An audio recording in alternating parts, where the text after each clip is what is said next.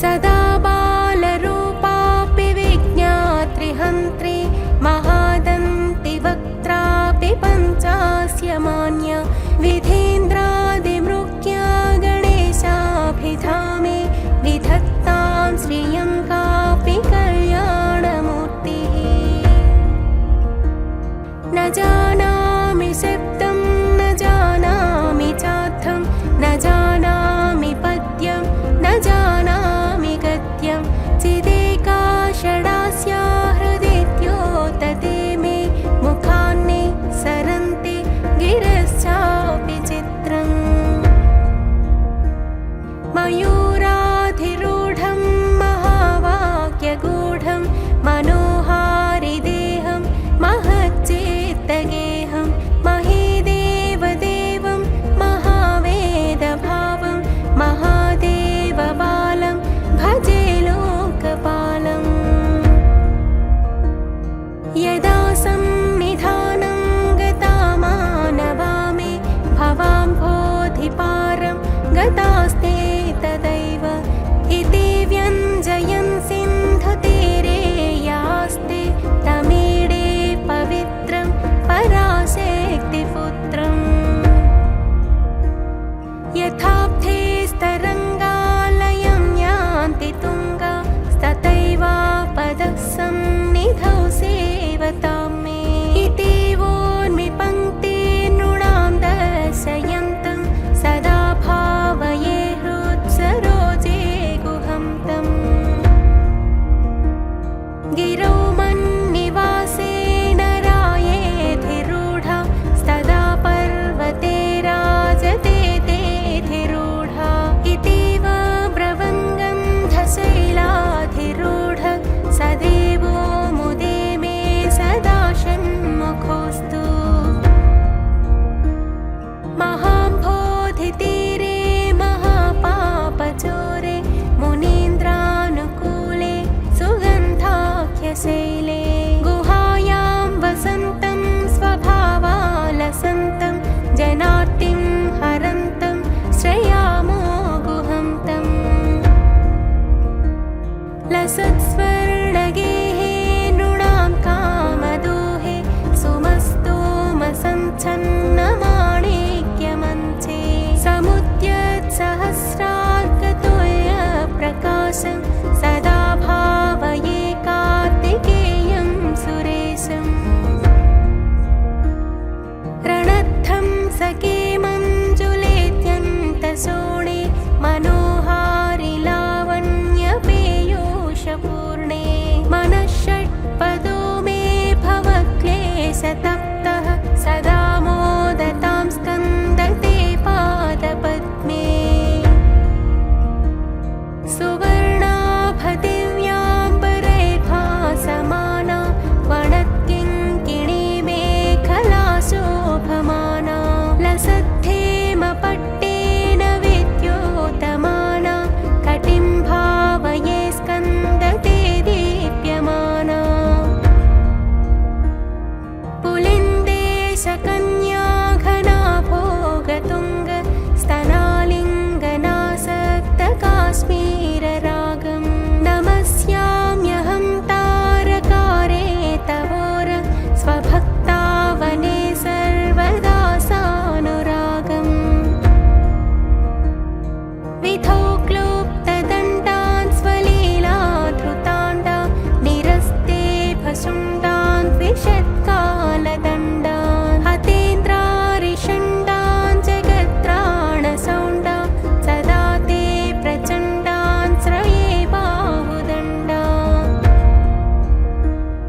सदा शारदा षण्मृगाङ्कायदि स्युः समुद्यन्त एव स्थिताश्चेत् समन्ता सदा पूर्णबिम्बा कलङ्कैश्च हीना स्तदा त्वन्मुखानां भ्रुवे स्कन्दसाम्यम्। स्फुरन्मन्दहासैः सहंसानि चञ्चत् कटाक्षावलीभृङ्गसङ्घोज्ज्वलानि सुधास्यन्ति बिम्बाधराणि शसूनो तवालोकये षण्मुखाम्भो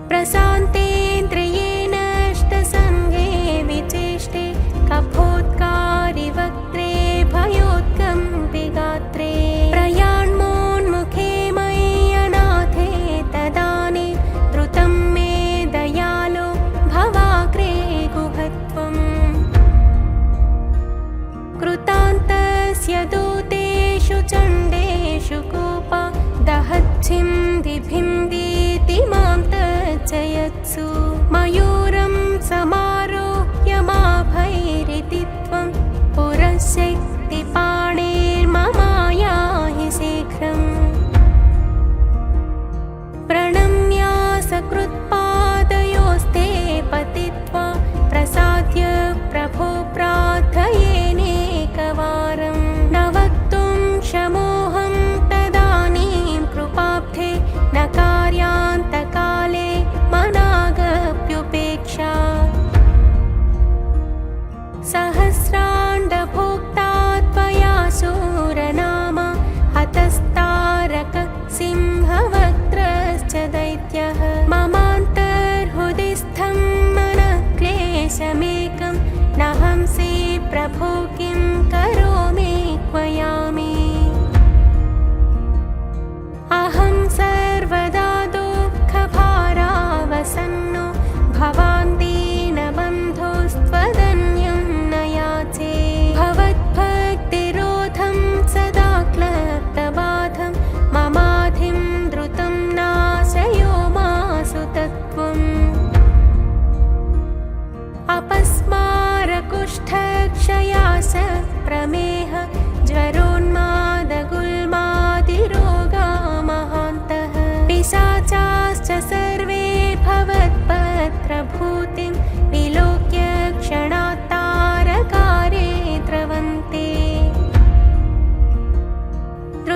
दृशिस्कन्दमूर्ते श्रुतौ स्कन्दकीर्ति मुखे मे पवित्रं सदा तच्चरित्रं करे तस्य कृत्यं वपुस्तस्य भृत्यं गुहे सन्तु लीना ममाशेषभावाः मुनीनामुताहो नृणां भक्तिभाजा मभीष्टप्रदाः सन्ति सर्वत्र देवा नृणामन्त्यजानामपि स्वार्थदाने गुहादेवमन्यं न जाने न जाने कलत्रं सुताबन्धुवर्गपशुर्वा नरो वाथ नारी गृहे ये मदीया यजन्तो नमन्तस्तुवन्तो भवन्तं स्मरन्तश्च ते सन्तु सर्वे कुमार मृगाः पक्षिणोदं सकाये च दुष्टा तथा व्याधयो बाधकाये मदङ्गे भवच्छक्तितीक्ष्णाग्रभिन्ना सुदूरे विनश्यन्तु ते चूर्णितक्रौञ्चशैल जनित्री पिता च स्वपुत्रापराधं सहेतेन किं देवसेनाधिनाथ अहं चातिबालो भवान् लोकतात क्षमस्वापराधं समस्तं महेश नमः केकिनीशक्तये चापि तुभ्यं नमश्चागतुभ्यं नमः कुक्कुटाय नमः सिन्धवे सिन्धुदेशाय तुभ्यं पुनः स्कन्दमूर्ते नमस्ते नमोऽस्तु जयानन्दभूमं जयापारधामं जयामोघकीर्ते जयानन्दमूर्ते जयानन्दसिन्धो जयाशेषबन्धो जयत्वं सदा मुक्तिदाने शसूनो भुजङ्गाख्यवृत्तेन क्लप्तं स्तवं य पठेद्भक्तियुक्तो गुहं सम्प्रणम्य सपुत्रान् कलत्रं धनं दीर्घमायो लभेत् स्कन्दसायुज्यमन्ते नरः सः इति श्रीमत्परमहंसपरिव्राजकाचार्यस्य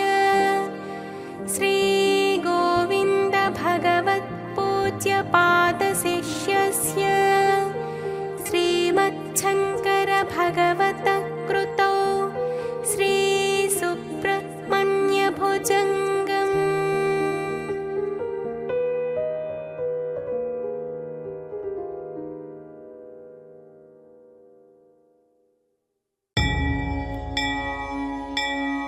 सीता मनस्सुखपनोदनवाग्विलासा श्रीरामदूतकृतकृत्य कृतार्थजन्मन् चार्वञ्जना जठरसुक्तिसुमौक्तिकात्मन् श्रीमारुतात्मज विभो तव सुप्रभातम् तव सुप्रभातमिदमञ्जनात्मजा भवतु प्रियङ्कर सुवर्चलाथवा विधिशङ्करेन्द्र सुरसार्थवन्दिता तरुणार्कवर्णनिभवक्त्रदीप्तिका वाल्मीकिमुख्यऋषयः समुपास्य सन्ध्याम् आत्मान्तरात्मकमलानि मनोहराणि आदाय पादयुगमर्चयितुं प्रपन्नाः रक्षापदोद्य हनुमन्तव सुप्रभातम्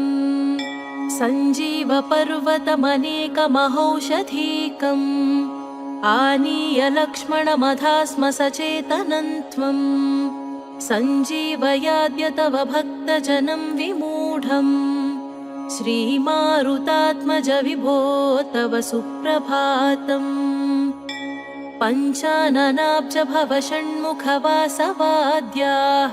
त्वज्जन्ममूलचरितं विबुधास्तुवन्ति सीतापतिर्वसति सादरबुद्धिमारात् ओङ्कारनाम हनुमन्तव सुप्रभातम् स्वामिन्न शोकवनभञ्जन पाटवन्ते नूनं प्रभञ्जन सुतत्वमभिव्यनक्ति मत्पापभञ्जन कृते त्वरितं प्रसीद श्रीमारुतात्मज विभो तव सुप्रभातम् शास्त्रोक्तसुस्वरविधा मधुरस्वनेन गायत्यनन्तचरितं तव रामनोऽपि भाषा समग्ररमणीयतयोपपन्नम् श्रीरामदास हनुमन्तव सुप्रभातम् त्वद्ब्रह्मचर्यमनिशास्खलितं वदन्ति योगासनेषु तव पाटवमद्वितीयम् नक्षत्रमार्गगमनं तव सिद्धिसाक्ष्यम् श्रीमारुतात्मज विभो तव सुप्रभातम् नेदिष्ठपुष्करिणिकाप्लवनिर्मलाङ्गाः श्रेयोवर्धिनः सकलभक्तवरेण्यवर्गाः द्वारे वसन्ति भवदाह्वयनादयुक्ताः श्रीमारुतात्मज विभो तव सुप्रभातम् मध्वंससञ्जनिमिताः पुरुषास्त्रियश्च आबालवृद्धमदते स्मरणैकनिष्ठा त्वद्धा सदापचरमावधिदा सदासाः श्रीमारुतात्मज विभो तव सुप्रभातम् श्रीरामसेवकदयादिगुणामृताब्धे हे मारुते सकललोकशरण्यमूर्ते लोकैः समस्तकुलजैरभिपूजिताङ्घ्रे श्रीमारुतात्मज विभो तव सुप्रभातम् ते गोष्पदं जलनिधिर्मशकाश्च दैत्याः मां तारय प्रचुर संसृतिवारिराशेः मे भञ्जयाद्यदनुजोपमदुष्कृतानि श्रीमारुतात्मज विभो तव सुप्रभातम् ओङ्कारनाम हनुमन् वरदाञ्जनेय सीताघनाधिशमनप्रणतार्तिहारिन् भो भो दयार्द्र शरणागत पारिजाता श्रीमारुतात्मज विभो तव सुप्रभातम् कन्दर्पकोटिसमसुन्दर दिव्यमूर्ते गीतादिसार परिपूर्ण रसानुविद्ध कल्याण निर्मल गुणाकर दिव्यकीर्ते श्रीमारुतात्मज विभो तव सुप्रभातम् सिद्ध्यष्टकं भवदधीन ममेय शक्ते रुद्रांश संभव तपोधन दिव्यमूर्ते रामाङ्घ्रिसेवन परिस्फुट भक्तिभाव श्रीमारुतात्मज विभो तव सुप्रभातम्।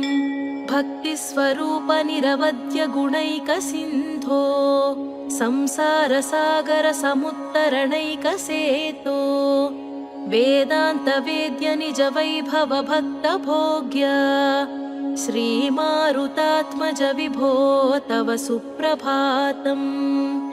सौगन्धिकाहरण केळि समागताय भीमाय देव निज रूपमदर्शयस्त्यम्। मह्यं च दर्शय यथा च ममाग्रजाय श्रीमारुतात्मज विभो तव सुप्रभातम्।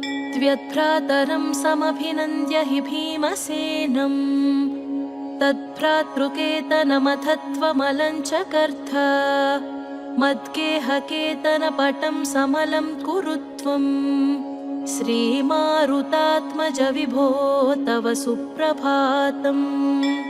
सीतासमेत रघुरात् सह लक्ष्मणेन स्वान्ते तवास्ति हि भवान् हृदये मदीये।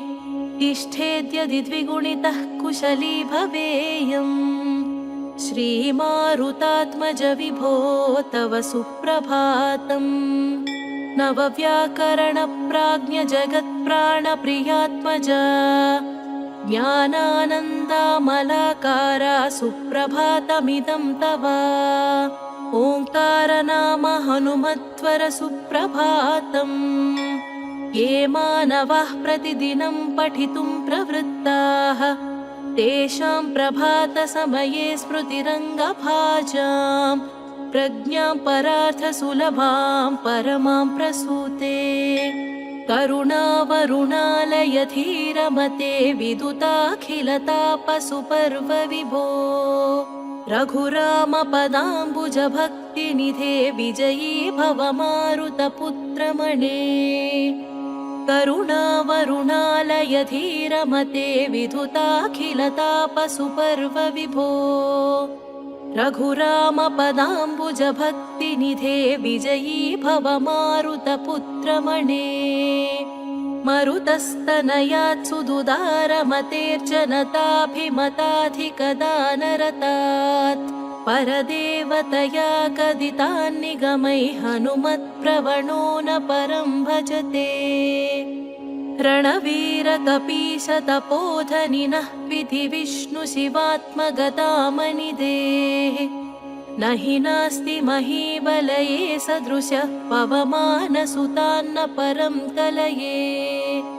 हरिवीरभयङ्कर पापहर रघुरामपदाम्बुज भक्तवर। पवमानकुमार कपीश विभो वरदो भवदेव दयाजलधे। पवमानसुतं करुणानिलयं रजनीकरचारुमुकाम्बुरुहम्। मदमत्सरताहितकामहरं प्रणमामि विभो परिपालय माम्। सुमुखं सुहृदं सुलभं सुखदं प्रयतं च सुधीरममोघवरम्। हनुमन्तमिमं ह्यपहाय परं न कथञ्चन काञ्चन जातु भजे। विना वायुपुत्रं ननाथो ननाथ सदा रामदूतं स्मरामि स्मरामि। विभो मारुते त्वं प्रसीद प्रसीद प्रियं माञ्जनेय प्रयच्छ प्रयच्छ। विना वायुपुत्रं ननाथो ननाथ सदा रामदूतं स्मरामि स्मरामि। विभो मारुते त्वं प्रसीद प्रसीद प्रियं माञ्जनेय प्रयच्छ प्रयच्छ। मनोजवं मारुततुल्यवेगं जितेन्द्रियं बुद्धिमतां वरिष्ठम्। वातात्मजं वानरयूथमुख्यं श्रीरामदूतं शिरसा नमामि। योगासनस्थितनिमीलितनेत्रयुग्म निर्निद्रनिश्चल रघुद्वः पादचित्त। भव्यैरलं कृततलौ परतत्त्वचिह्नैः ते मारुतेद्य चरणौ शरणं प्रपद्ये। भ्रात्राग्रजेन मम चाप्पलरामनाम्ना मत्स्यामिना गुरुवरेण महोपदेष्ट्रा आत्मोद्धृतिं प्रति यथाविधि दर्शितौ ते देवाञ्जनेयचरणौ शरणं प्रपद्ये वायुपुत्राय भक्ताग्रमस्तकाभरणाङ्घ्रये मङ्गलानां निवासाय आञ्जनेयाय मङ्गलम्